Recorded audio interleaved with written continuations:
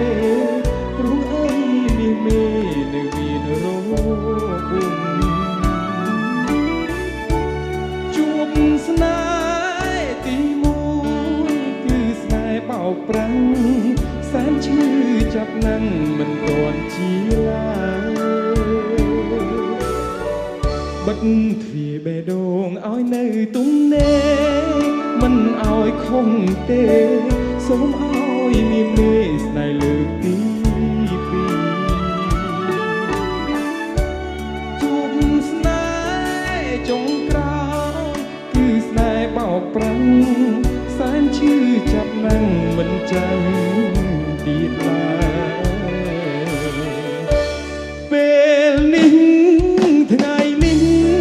គ្មានពេលទំនេរគ្មានចិត្តចង់ស្នេហ៍ជាមួយអ្នកណាលៀងរបួងចាំងជាសាំងពេលណាក៏គ្មានវិចារបើកទ្វារបេះដូងសូមទុកបេះដូងឲ្យនៅទំនេរមិនទាន់រៀងទេឆាកល្ខោនឬស្នេហ៍របស់ពីស្រីចាំមើលចុងក្រោយតួឯកអប់ព្រៃឈឺចាប់រីរៃទើបស្រីដឹងខ្លួន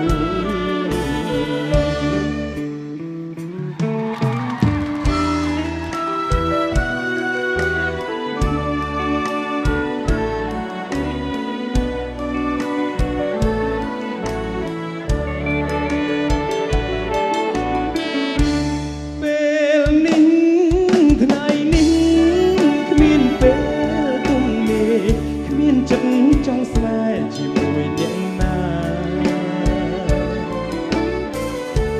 លៀងរបួងចាំងជាសាំងពេលណាទើបមានវិចារបើកទ្វារបេះដូងសូមទុកបេះដូងឲ្យនៅទំនេរសប្តាហ៍កន្លងមកហើយមិនទាន់រៀងទេព្រោះអីមានមេស្នេហ៍លើកទី